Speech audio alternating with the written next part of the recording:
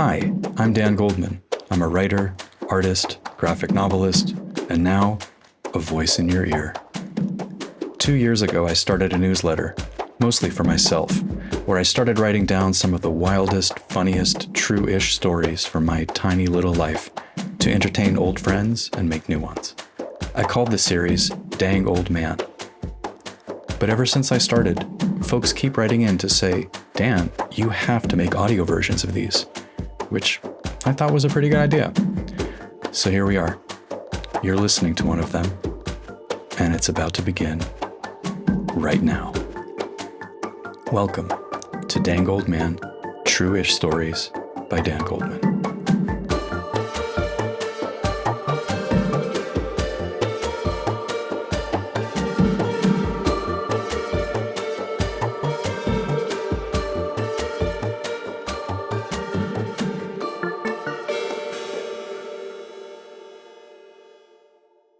Careless Whisper. Having a girlfriend in 5th grade would have been nice, if I'd actually wanted one. Welcome to pre-pubescent Valentine's Day peer pressure, circa 1985. It was Valentine's Day, and 5th grade was buzzing with paper declarations of love. Throughout our open-plan classroom, Valentines printed with Snoopy or My Little Pony were decorated with hearts drawn in fruit-scented markers, secret likes nudged out into the daylight. I never cared about this stupid holiday designed to sell Hallmark cards and push fairy tale love fantasies to the Disney believers. Why waste time over who liked who when I could be programming ASCII cartoons on the Commodore 64 in the computer lab, or snorkeling, or reading Ray Bradbury, or wandering vacant lots in the sun with my dog Trum? Valentine's Day was never interesting to me. But over the previous summer, I'd made friends with a cool kid named Tim, who recently moved into our subdivision. He walked with a swagger, had a blonde mullet, and tight acid-wash Edwin jeans. When I asked for a pair, my mom took one look at the $100 price tag and laughed. Our mothers became friendly, and we took a road trip together to the Florida Keys, where his grandfather had owned a double-wide in a 55-plus RV park. I'd never slept in one of those before. While our moms drank tequila and complained about their men, we stayed up all night playing Advanced Dungeons & Dragons and listening to Tears for Fears tapes, then got up at dawn to ride rusty bikes by the seaside. When school started again, the Guess Jeans echelon of 5th grade society quickly claimed Tim as one of their own. I was a bookish little science dork with matching short sets and Velcro low tops, but since he and I were buddies, the door into their clique stayed half open for a while. Tim helped me find my look in 5th grade. Mousse my hair, comb it back, pop the collar on all my shirts, rip the knees of my jeans by accidentally falling off my bike over and over again and then refusing to let my mom mend them. Anything to pass. But then Tim's whole cool clique started dating, which meant movies and spending Saturdays at the mall and French kissing. And suddenly I was in deeper water. I thought just the idea of sex was nauseating and probably very stinky. Intentionally licking someone else's tongue wasn't much higher on my list. But there was a girl who'd caught my eye. Her name was Erin, and she was in the next class over. Our elementary school had a multi-use classroom where the 3 separate classes that comprised 5th grade sat with their backs to each other, facing their own blackboards and teachers in the same open plan space. A stupid design. If you sat in the back few rows of any class, you could hear all 3 teachers at once, but be able to concentrate on none of them. Erin was very short and thin, with mousy hair and hazel eyes. Her family were Ashkenazi Jews from Buenos Aires. Like me, she was trying to fit in with the cool kids. Gummy bracelets, plastic earrings, baggy tees, but looked more kid than cool, which was kind of cute. When she smiled, she flashed pointy bicuspids like a preteen werewolf. We'd never actually spoken. Actually, I did have a real girlfriend before, when I was 7 years old, the last year I lived in Detroit. Her name was Jessie. She was the daughter of my mom's friend. We were about the same age, and our moms introduced us so we could entertain each other while they got high together. Our intimacy was kind of instant. We'd beg our moms to let us have sleepovers, and the moment the lights went out, we'd shed our clothes, climb under the covers together, and snuggle skin to skin. One day, her alcoholic dad barged in and caught us in flagrante, and all further sleepovers were canceled. I didn't understand what we did that was so unthinkable. We were just cuddling without clothing, the most natural human thing in the world. But I went home busted, shamed by her parents, and in trouble with my own. Fuck, I haven't thought about Jesse in decades. What attracted me to little Aaron was different, more performative. I'd watched enough teen movies to know that cool guys go out with girls. I had no idea what that actually meant, but I knew it started with getting a phone number. After psyching myself up for days, I crossed the common room after lunch as fifth grade settled in for our next class. My heart pounding against my ribcage, I asked for hers, nervously, but confident enough not to stutter or fumble. All her girlfriends around her just sang, girls, in unison, oohs. My neck and cheeks flushed hot, but I ignored them and stood my ground, like a man, while she tore out a corner of her spiral notebook and slowly curly-cued her home phone in pink gel ink, her handwriting like a foreign alphabet. She handed it to me, this girl I'd never spoke to before, and I thought, this is the big deal? From all the movies? The simple transaction of it threw me so much that I didn't know what else to say, so I smiled and she smiled, flashing her little fangs, and then I turned and walked smack into Vice Principal Gomez's lunch tray. We talked twice on the phone. The first time was that night after dinner. My family didn't have call waiting yet, and my mom set an egg timer on the table so Dad didn't miss any important calls. Our conversation was weird at first. We were speaking different languages. I had zero idea what she would be into aside from the girls' toy commercials that ran during my after-school cartoons, so I told her about myself. I loved computers, He-Man, science fiction. They were all a total snooze for her. But when I talked about exploring vacant lots with my English Springer Spaniel, she lit up. Erin had 2 Malteses who she loved, named Pepita and Pimenta. She brushed their hair every day, tied bows in their ears, green for Pepita, red for Pimenta, both of us warming up to each other before moving on to discussing our other favorites. Favorite food? Steak with chimichurri? Her. Sag paneer? Me. Favorite cartoon? Muppet Babies? Her. He-Man and the Masters of the Universe? Me. Favorite color? Peach? Her. Turquoise? Me. Favorite movie? Annie? Her. The Dark Crystal? Me. When my mom's egg timer leapt into the air and had a seizure on the kitchen counter. She came into the kitchen and gave me 30 seconds to say goodbye to my friend and hang up. When I saw Erin at school the next day, the whole class knew about our phone call. I was razzed, jabbed, ribbed, poked, tickled all day long. It felt invasive, but also kind of cool, being the center of so many conversations. This nerd suddenly had juice. In the cafeteria, Tim invited me to park my tray with him and the other cool kids, named Jared and David and Josh. Tim: so, are you going to ask Erin out? Me: yeah, I think so. Tim: when are you going to do it? Me, with macho confidence: tonight. Throughout the day, I shined smiles across the common room, trying to catch Erin's eye. Mostly they bounced off her back, her neck, her bare shoulders sticking out of her oversized t-shirt. She was straining her body away from my gaze. Was she shy, or was I just that unbelievably cool? I called her again that night, eager to get down to business. It took her a few minutes of muffled mumbling before her mother finally passed the phone to her. When Erin did take the call, she was all business too. Erin: everybody at school knows that we talked last night. Me, amused: I know. Who'd you tell? I didn't say a thing to anybody. Erin: I only told Gabriella and Robin, and Lena. Me: that Robin's such a big mouth. Erin: that Robin's my best friend, dork. In my mind, a splash of bird shit lands on the hood of a new car. Me: Erin, do you want to go out with me? Silence, but I can hear Erin breathing. Erin: Me: I'm like a really good person. Trust me. She laughed, and I imagined her pointy bicuspids. It wasn't a yes, but it wasn't a no. Suddenly, she said she had to go and hung up. I put the phone down, punched at the ceiling, and jumped in the air like the end of a car commercial. Me. Yeah, I'm gonna go out with Aaron. Mom. Who's Aaron, honey? I totally forgot my parents were also in the room. Dad. Totally not getting it. Where are you going?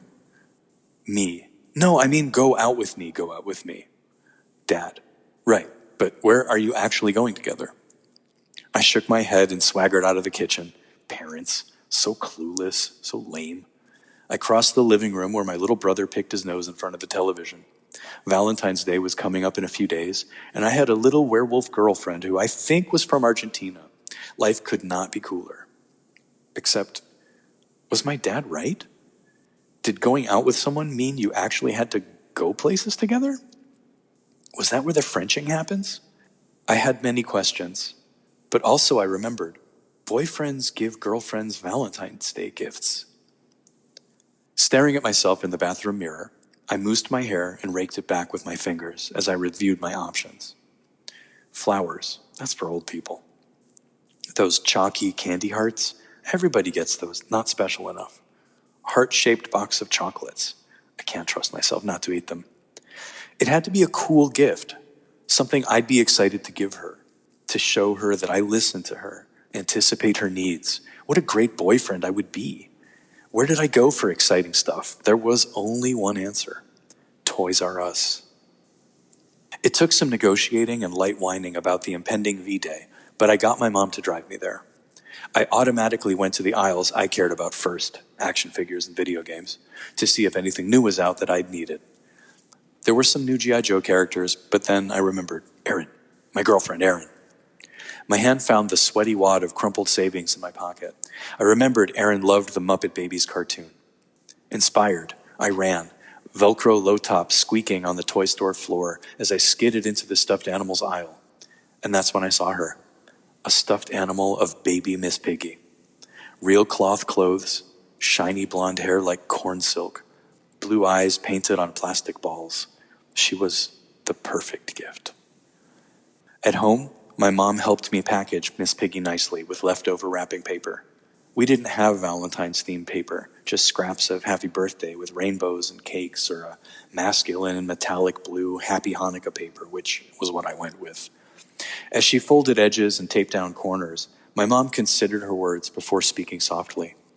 Mom, honey, I want you to know what women want. They want to feel heard.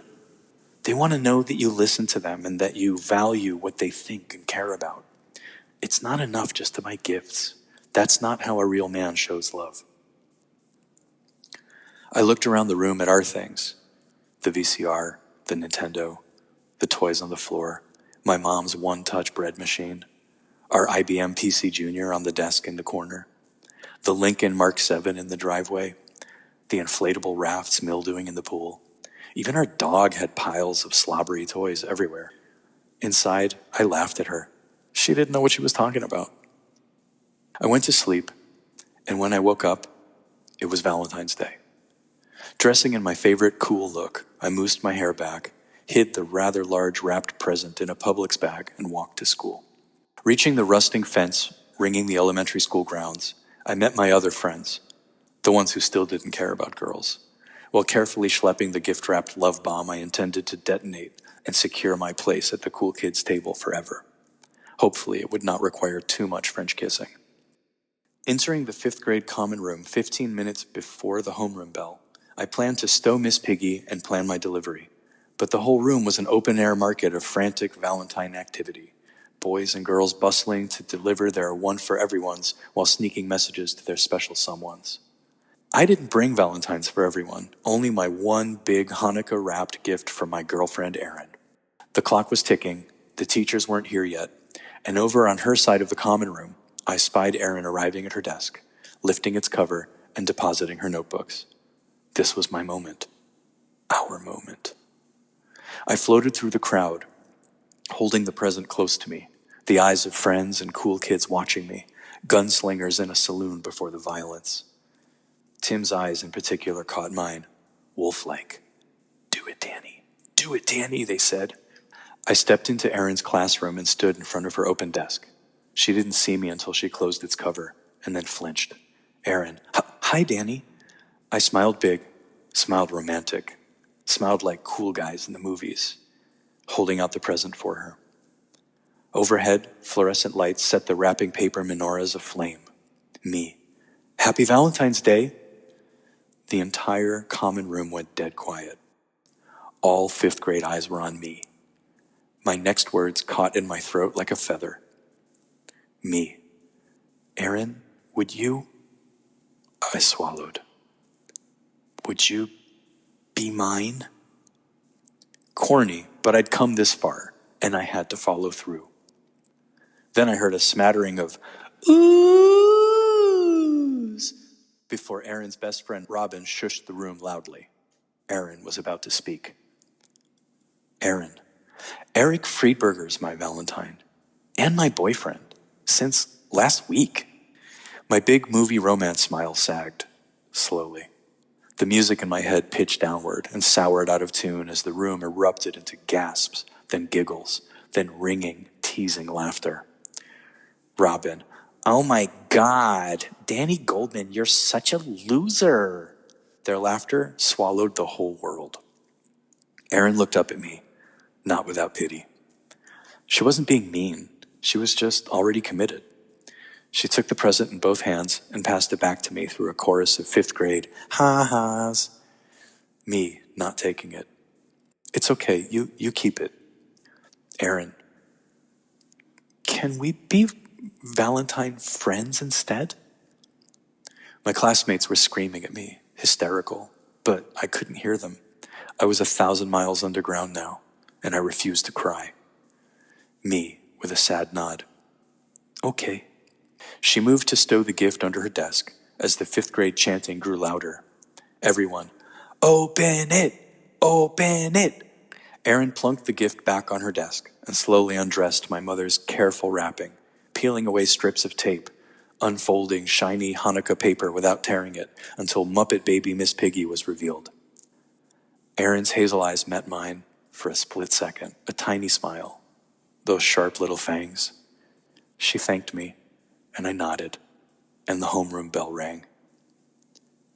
By the entrance of the common room, our teachers drained their bitter coffee mugs and swallowed their personal problems until 3 o'clock, corralling us with a whip-crack energy. Teachers, all right, everybody, pipe down and put those Valentines away. The school day melted away slowly, like a candle, the slowest clock I'd ever watched. In the lunchroom, I was a punching bag, a target for flung green peas, a moosed head to chuck open milk cartons at. Yeah, I was barred from the cool kids table forever. I would live the rest of my days alone, loveless, a loser. 10,000 years after my death, after my body rot and the soil broke down my bones into calcium dust, the final bell rang and the school day finally ended. My mom was waiting outside, her station wagon choking students with black diesel smoke as they poured out of the chain link back into their lives. I walked off school grounds in slow motion, yanked the door handle with noodle fingers, dumped my guts into the back seat with a janitor's bucket. Nothing would ever be good again. My mother's eyes watched me in the rear view. Mom, how was your Valentine's Day, honey? Did your friend like her present? A slow sigh issued from inside my hollow bones where marrow used to pulse. Me, softly. I don't want to talk about it. Mom shrugged and started the car, pulled out of the parking lot. She always called me overly dramatic, and to her, that was not a good thing.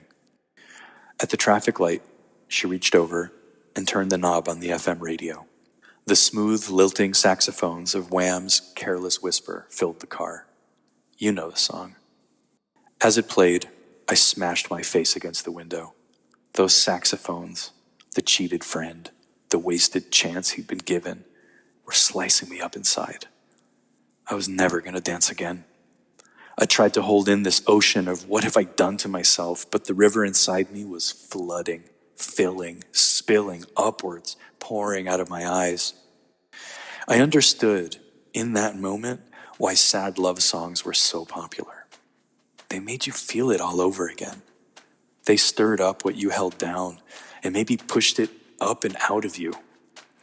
I choked, I gasped, but refused to weep like a crybaby. I cried my tears out in a slow dance, with saxophone wham sadness, watching my fellow students carry their Publix bags full of paper Valentines, yellow safety lights blinking at every crosswalk in the 15-mile-an-hour school zone, all the way home.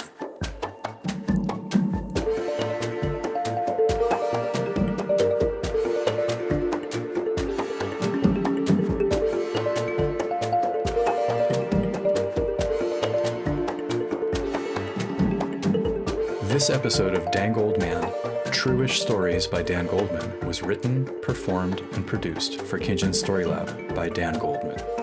That's me. You can follow me on Instagram at Dan Goldman and on Blue Sky at dangoldman.net.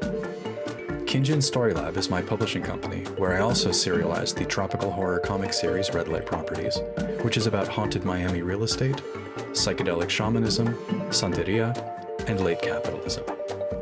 Yeah, you need to get on that shit too. Our music was composed by Victoria Gianotti Schall.